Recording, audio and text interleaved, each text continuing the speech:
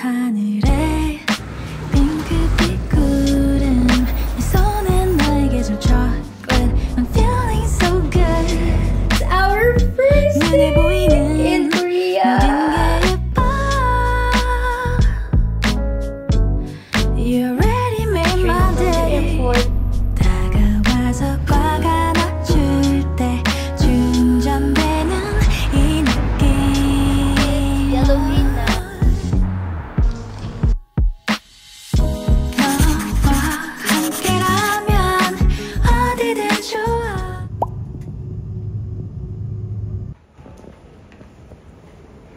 I am finally inside.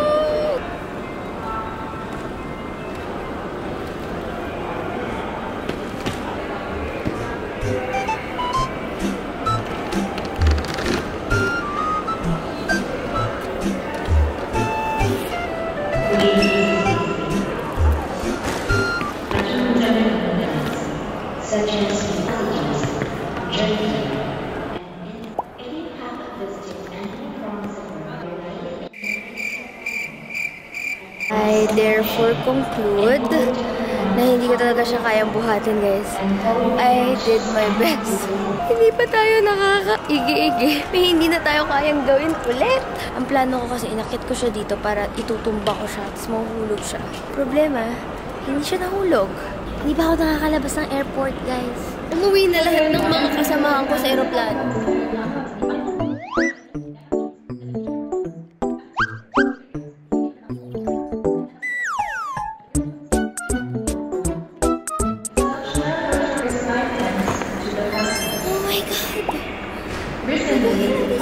Isa pa akong problema. Tada! Well, trained by the living alone things. Do you think I can do this?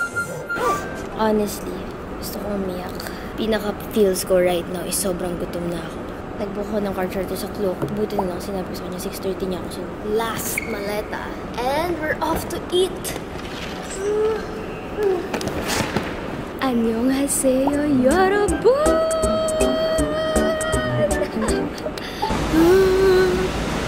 Grabe, yung pinlano ko ng super duper tagal. Andito na! Guys, ito na tayo nakatira ha. Share ko lang. Baka nalilimutan nyo. 못 먹지? Para ako nasa K-drama. 아, 먹을 수 있구나. 건강검진 아니잖아. Gusto ko na maka-exit para officially, I'm Hazel in Seoul. Parang gusto ko magpa-picture dito. Pero walang picture sa akin ba? Paano yun? Walang mag-picture sa akin. Nagpa-picture ako sa isang foreigner. Usually mga western. Sobrang friendly nila. Maglalakad-lakad siya dito. Sabi ko, hello, I just moved here. Can you take a photo of me for remembrance or something? Yung car charter ko from Klook, super bait yan. Dami niya sinabi sa akin, huwag daw akong papapalit dito, huwag daw akong pupunta dito, ganito, ganyan. Tinatanong niya saan ko gustong masundo. Sabi ko, gusto ko sa departure area kasi gusto ko mag-picture doon. Kasi di ba doon yung mga K-pop idols bumababa. So gusto ko ng picture doon. Ano kasi ako? Diba, ang ganda dito. Ah, ang sarap ng lamig. It's giving. Kaya ko pa to.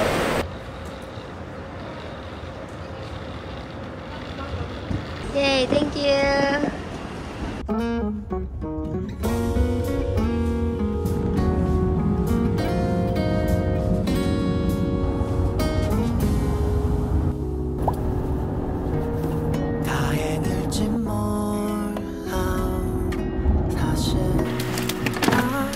감사합니다.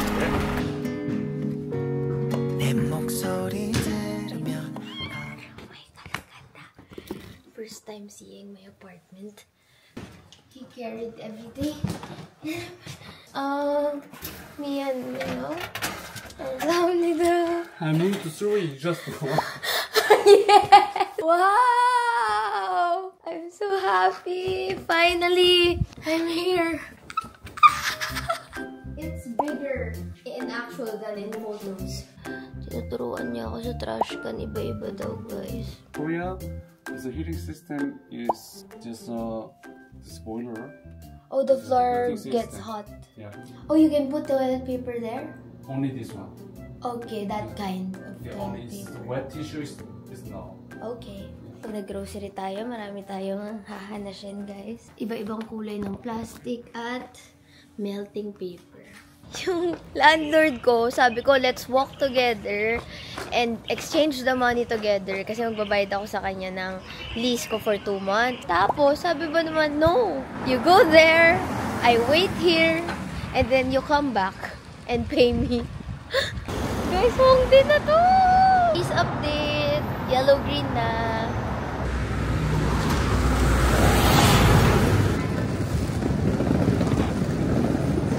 Konting lakad lang. Nandito na ako sa Olivia Hongdae. Gonna exchange here. Here. Okay, can I get your passport? Okay.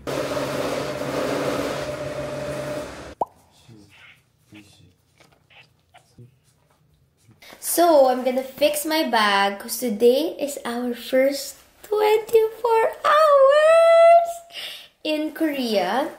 I'm gonna bring the money. Ito ay bigay ni Mami Heidi na pera. These are my international driver's license. May vlog si Mami Heidi kung paano namin ito nakuha. Wala naman akong plano pang bumili ng kotse dito, syempre. Pero, if ever lang, syempre. Power bank. Of course, my passport. And last, lip tint and my card holder. This bag, I bought sa Japan. Cute, no? It's a dumpling bag. Okay, we are done. Today marks our first day in Korea. Grabe, as in, di nagsisink in sa akin, guys. Sobrang sakit din ng ulo ko, as in, parang pinipiga yung mga nerves sa loob ng ulo ko kasi wala pa akong tulog and wala pa akong kain. Yung flight ko 11:30 PM, diba? Whole day hindi ako nakakain masyado. Like, mga 3 subo lang. So, imagine nyo na lang na 11 o'clock na dito sa Korea at wala pa akong nakakain talaga at all.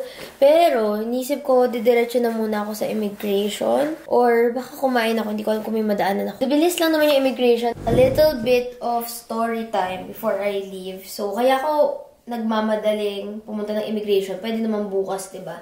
Because, as I've mentioned do sa moving announcement vlog ko, I still have a lot of work sa mga tourism board groups as a travel vlogger ang ate nyo. Kung mapapansin nyo guys, I am always invited to tour different countries. I work with tourism boards, mga travel agencies, ayun, mga gobyerno ng iba't ibang bansa, which I'm so thankful for, airlines, and a lot more. Thank you so much for supporting. Pero ayun na nga, hindi ko sila pwede i-cancel because they are all prior engagements way before I got the visa. And syempre, hindi naman tayo tumatanggi sa grasya at sa trabaho. So, I will still fly on those dates for tour na I hope you will understand and will still support. I know a lot of you love my living alone vlogs or parang home vlogs, and especially now, living alone in Seoul. Grabe sakit ng ulo ko guys ha. Sobrang sakit ng ulo ko, pinipiga siya. Pero it's my first 24 hours so I wanna make it count. Anyway, ayun na nga. Single entry work permit lang ang meron ako. So I can't ever go out of Korea unless I have my ARC already, which is basically my residency card dito sa Korea. ARC means Alien Registration Card. So, kapag may ganun na ako, pwede na akong umalis. Kaya lumipad ako agad dito, guys. Kasi, kung hindi ko naman ililipad agad, mag-e-expire naman yung work visa ko by the time na matapos ko lahat ng trabaho ko. So, I need to be here earlier than expected of me sa job ko para ayusin yung ARC ko. Pag nakuha ko, I will work on my remaining work in the Philippines. And then, I will settle down here in Korea. Medyo mahaba-haba din na akong living alone dito sa Korea. So, without further ado, let's submit my documents to the immigration. Let's go to my adulting errands. Iwan ko na yung malaki kong camera. Galing ko ba? Wag. Anyway, bye.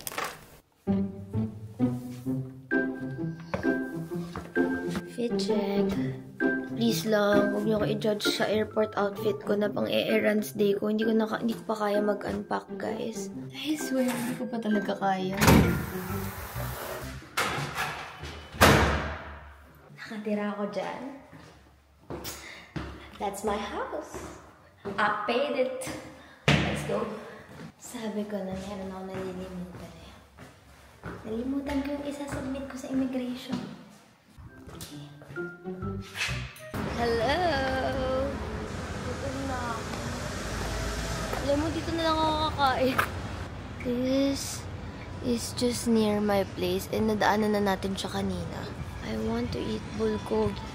Okay. Dito tayo order.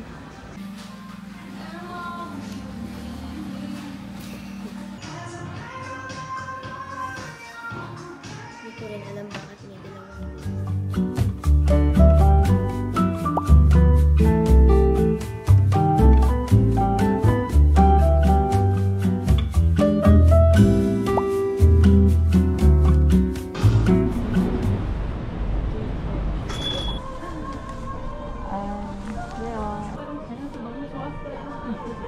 Load? 차지? Charge. 오케이. Hindi ako hinintuan ng bus. Di ko alam kung paano ba sila humihinto dito. Paparahin ko ba sila? 5712. Ito, pwede to.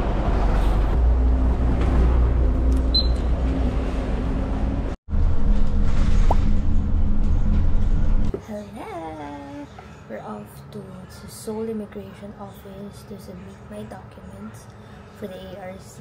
I rode the bus instead. I had solo travels here in Seoul that I didn't share sa vlog or sa social media kasi secret nga siya since mag-isa ako. Alam kong errands dito and I learned that isa sa mga best ways to commute around the city, Seoul mismo, and even in the whole Korea is bus. Sobrang ganda ng bus system nila. I would say para siyang yung train lines ng Japan. Mas na-appreciate ko yung bus kesa sa metro kasi maraming lakad yung metro, yung bus. Wala masyado kasi point to point. Tapos nandun ka na agad sa lapag. Hindi ka na mag-underground or something. But maganda pa rin naman yung metro. But I just love taking the bus here in Korea. So, download the Naver map. If you're here, just type wherever or wherever you wanna go. Tapos nandun na lahat ng details.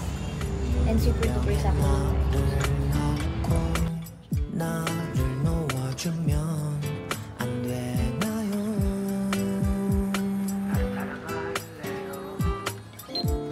나 그대 없으면 나 한시도. As you can see, yung bus nila nasa gitna ng mga kalye nila. So, pag pupunta ka na sa mga sidewalk, tatawid ka na. And I think ayun siya. Seoul Southern Immigration. This is it! Kung dating ini-imagine ko na pupunta ako dito, nandito na ako ngayon. Hopefully, makuha ko in 2 weeks. Kasi guys, may work pa tayo sa ibang bansa. Kailangan ko talaga yun mapuntahan. Kasi all set na. Here it is. Walang information.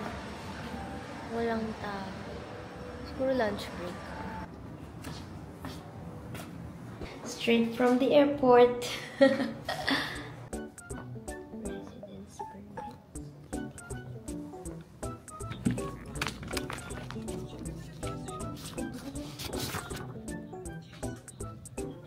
Okay. So, nagpa-photocopy ako. Nagbayad ako ng 30,000 won kung pick up, 34,000 won kung i-deliver sa address for the card. And 30,000 won. And then, mga verified contract, pina-photocopy ko, 200 won each. Photocopy ng housing contract and ng passport ko. Tapos yung dalawang letter ko for travel para makalayas ako. And the application form. And I'm done. Let's go. I'm done. Ang iyakin ko talaga. I'm so happy, guys. My God. Abot ako sa work ko. Kasi kinakabahan ako. Usually, may mga nagbibigyan.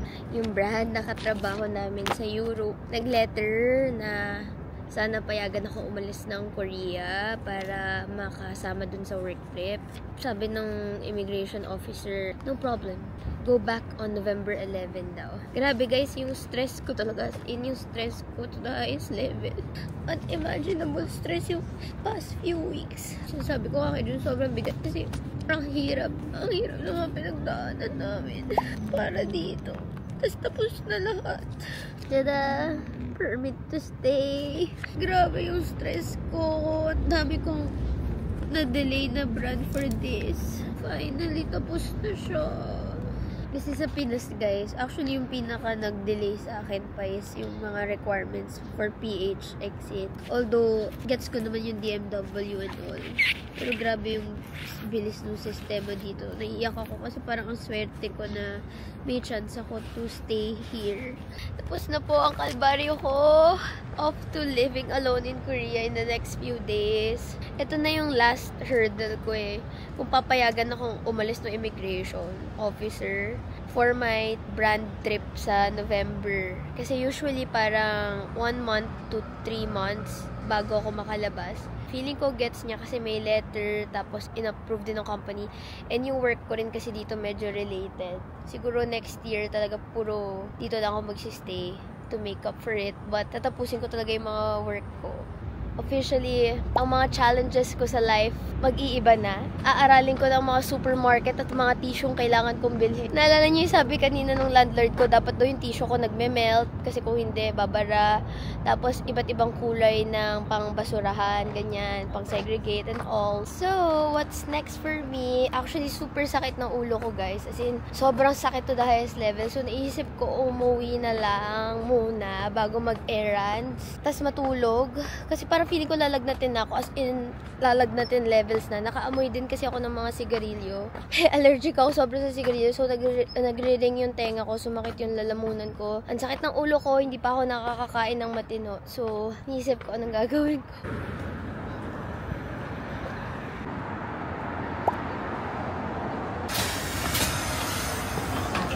Ay, palaban sa kuya dito talaga.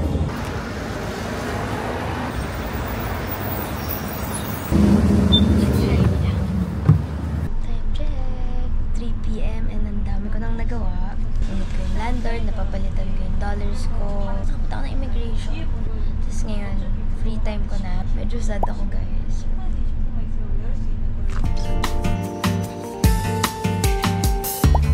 It is magical what you up to. Can I have a minute of your time? You want me to turn my heel and forget you?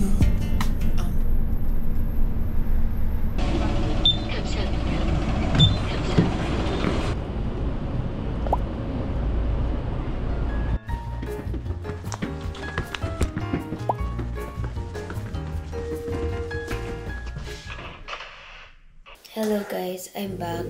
I'm done with the errands. Grabe yung sakit ng ulo ko as in. So inisip ko kain na ako kasi as in sobrang sakit ng ulo ko, hindi ko masyado magalaw. Grabe, dito yung in-expect kong first 24 hours ko in Korea. Gusto ko mag-ikot and kumain ng maayos but sobrang pagod ko talaga guys. And huwag niyo ako yung judge kung hindi pa ako nagpapalit ng damit. Hindi ko na talaga kaya magbaba pa ng luggage kasi sobrang sakit ng ulo ko. Nilagay na ako ng jacket kasi super lamig guys. Same bag, same items. Let's go. I'm out again. Kasi feeling ko yung sakit ng ulo ko galing sa hindi ko pagkain ng proper na meal. Super sakit ng ulo ko. Nakatulog na ako, guys. 맘을 보여줄 땐 것 같아.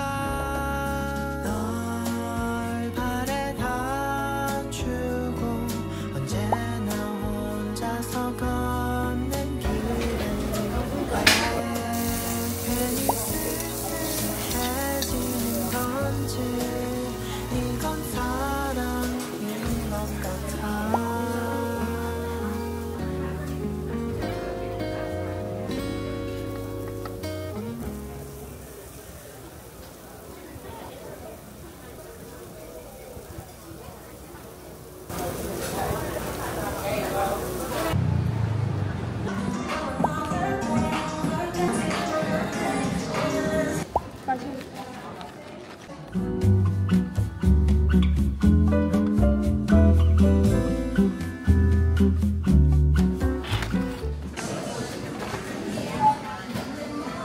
Back home!